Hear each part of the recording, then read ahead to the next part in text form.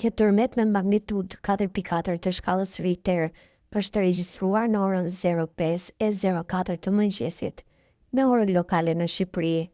Sipas të thënave nga Qendra Sismologjike Europiane Mesdhetare, epicendra e tërmetit ka qenë rreth 16 kilometra në veri perëndim të Tiranës dhe 12 kilometra në juglindje të Krujës.